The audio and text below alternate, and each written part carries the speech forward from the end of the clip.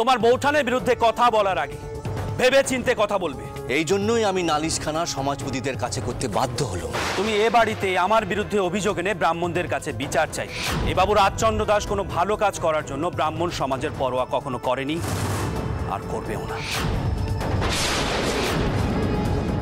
সমাজে থাকতে হলে ওই বিধবা মেয়েটিকে কঠিন প্রায়শ্চিত্ত করতে হবে। বিধবাদের বিধি নিষেধের মধ্যে থাকাটাই নিয়ম, আর নিয়ম ভঙ্গ হলে ফুটন্ত দুগ্ধ অথবা ঘৃত গলায় ঢেলে সর্বাঙ্গ শুদ্ধ করতে হয়। আমি আজই পড়ান দেব। কোন আমায় কি করতে হবে? আমি দেখছি আমি কি করতে পারি। তোমরা ওর জন্য কিছুই করতে পারবে না ঈশ্বর। এখানে দাঁড়িয়ে নিজের প্রাণ না দিয়ে আমার সঙ্গে চলো। তুমি যদি প্রভু যিশুর আশ্রয়ে আসো, তুমি একটি সুস্থ জীবন লাভ করবে। আমাকে নিয়ে চলুন বাবা। দিদি, আলতাবইয়ের জ্বর হয়েছে, সে খবর পাঠিয়েছে। জ্বর হয়েছে? এমন অসময় দেখি তো সুবর্ণা দিদি। ও দিদি, আলতা পড়া তো ভালো লক্ষণ নয় গো দিদি। তিনি যে বেরোলেন, কখন ফিরবেন? দিদি, আলতাবইয়ের জ্বর হয়েছে, সে খবর পাঠিয়েছে। জ্বর হয়েছে? এমন অসময় দেখি তো সুবর্ণা দিদি। ও দিদি, আলতা পড়া তো ভালো লক্ষণ নয় গো দিদি। তিনি যে বেরোলেন, কখন ফিরবেন? আমার কাজে বেরোনোর আগে তোমার মুখখানা দেখলে সারাদিনের কাজকর্ম সুষ্ঠুভাবে হয়।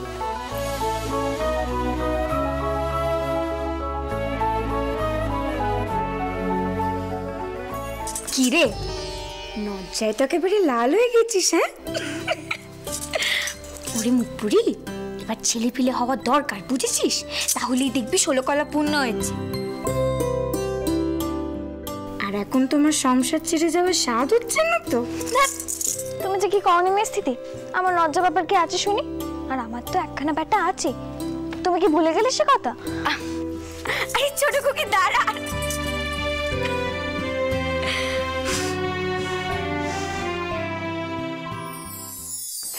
বাবা, তোর মেয়েদের তোর সম্পর্কে এত প্রশ্ন আমি জানতুম।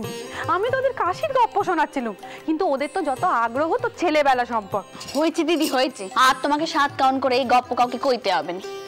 এদিকে আমি লজ্জায় মরি। আচ্ছা, এখনো তো আলতা বউ এলো নি, কি যে হলো তার? এবার তো দেখছি আমাকে নিজে কি আলতা পরে নিতে হবে। না না, তুই দাঁড়া, আমি দেখ। দিদি, আলতাবইয়ের জ্বর হয়েছে, সে খবর পাঠিয়েছে। কি জ্বর হয়েছে? এমন অসময় দেখি তো সুবর্ণা দিদি।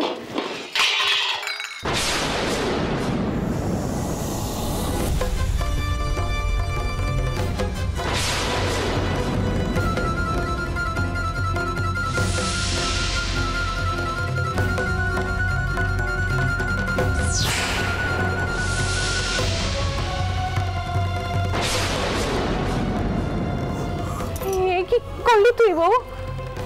আলতাখানা ফেলে দিলি? আমার পানিকে কি করেছে? আচ্ছা ঠিক আছে, আমি মুছে দিতে কইছি। ও দিদি, দিদি এভাবে আলতা পড়া তো ভালো লক্ষণ নয় গো দিদি। ও সরি, তাই না রে? না, তোমার তো অসাবধানতায় আলতাখানা পড়ে গেছে। তুমি তো আর ইচ্ছে করে ফেলোনি, পা লেগে পড়ে গেছে। আমি মুছে দিতে কইছি। ও সুবলা দিদি, একটু বট্টা করে ঘরখানে আসবে? ও দিদি, তিনি যে বেরোলেন, কখন ফিরবেন কিছু কয়ে গেছেন? তুমি কিছু জানো গো?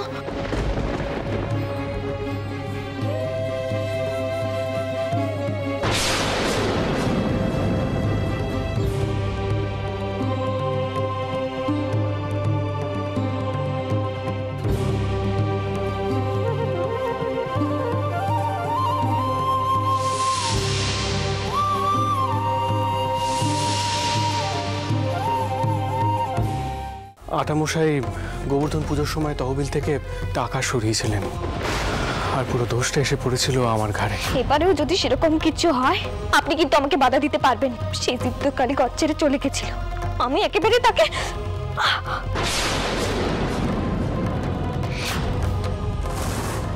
রিভু সুইটা করে ফেলো।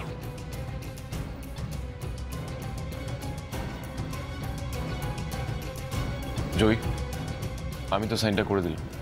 এবার বলো তুমি কি ডিসিশন নিলে? ডিভোর্সটা কি মিউচুয়ালি হবে? তুমি কি ডিসিশন নিলে? নিখিলের কাছে আমি কোনো গায়িকাকে কখনো ঘেঁচতে দেবো না, কোনোদিনও না। আমার এই সিদ্ধান্তের জন্য একদম নড়চড় না হয়। নিখিলের সঙ্গে আজীবন ঘর করতে চাও নাকি চাও না, তাহলে কিন্তু ওই সমস্ত গান বাজনার কথা স্বপ্নেও ভাবা চলবে না। এই কথাটা স্পষ্ট করে বলে দিলাম, মাথায় ঢুকিয়ে নাও।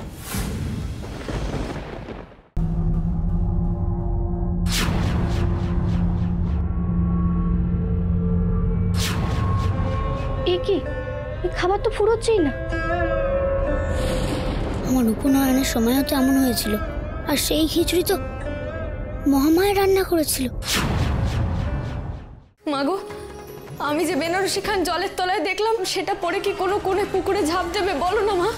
মাগো, আমায় শক্তি দাও, যে করেই হোক আমি যেন সেই কোণেকে বাঁচাতে পারি। নেমে আয় দীপু।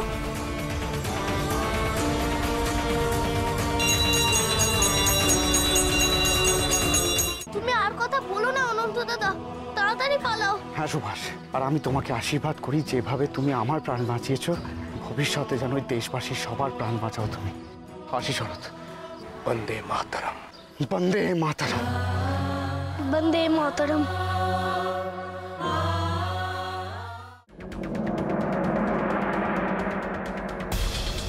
এসবের মানে কি বকুল? ওই রজতাবরক্ষিত আমাদের উপর অনেক আঘাত এনেছেন। এইবার এইটা দেখার পালা যে উনি আমার পাল্টা আঘাতটা সহ্য করতে পারে কিনা।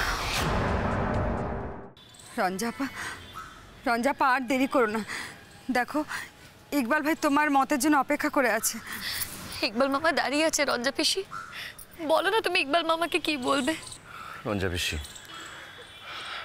অন্যের জীবনে তুমি যা দেখতে চেয়েছো সেটা নিজের জীবনে দেখতে চাও না? তুমি নাকি ভক্তের ভগবান, তুমি নাকি ভক্তের করো ত্রাণ, দাও প্রমাণ ভগবান।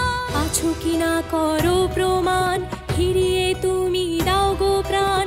আমার প্রাণের প্রাণ ভ্রমর, আমার স্বামীর প্রাণ। তো আপনাদের ওই সোনার ডিম পাড়া মুরগিকে কি আমি এমনি এমনি নিয়ে যাব? কিন্তু বাচ্চা, আমার না একটা শর্ত আছে।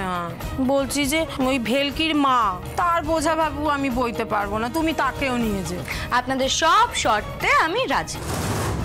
আগে আমি ভেলকির মাকে দেখব। আপনি দয়া করে আমাকে রীতিদার বাড়িতে পৌঁছে দেবেন, দুর্গড়া অবধি পৌঁছে দিলেও হবে। ঠিক আছে, আমি এক্ষুনি বেরোবো, তোমাকে পৌঁছে দিচ্ছি। বাবু। হ্যাঁ দীপাদা। এই একটা মেয়ে এসছে। কোথা থেকে? এই গ্রাম থেকে। গ্রাম থেকে মেয়ে দেখা করতে এসেছে? কি?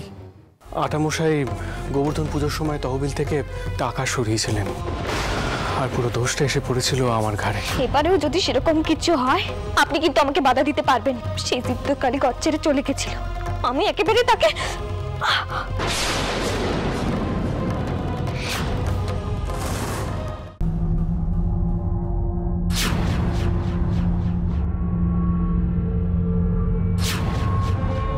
কি এই খাবার তো ফুরোচ্ছেই না।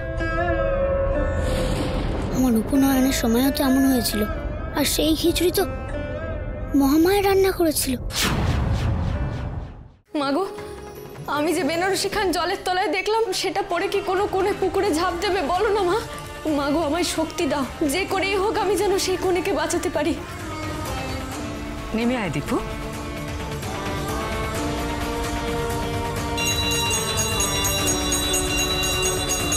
তুমি আর কথা বলো না অনন্ত দাদা, তাড়াতাড়ি পালাও। হ্যাঁ সুভাষ, আর আমি তোমাকে আশীর্বাদ করি, যেভাবে তুমি আমার প্রাণ বাঁচিয়েছো, ভবিষ্যতে যেন ওই দেশবাসীর সবার প্রাণ বাঁচাও তুমি। আসি শরৎ। বন্দে মাতরম, বন্দে মাতরম, বন্দে মাতরম।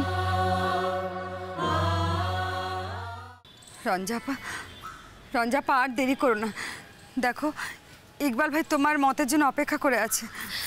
ইকবাল মামা দাঁড়িয়ে আছে। রঞ্জা পিসি, বলো না তুমি ইকবাল মামাকে কি বলবে? রঞ্জা পাঞ্জাবেশি অন্যের জীবনে তুমি যা দেখতে চেয়েছো সেটা নিজের জীবনে দেখতে চাও না।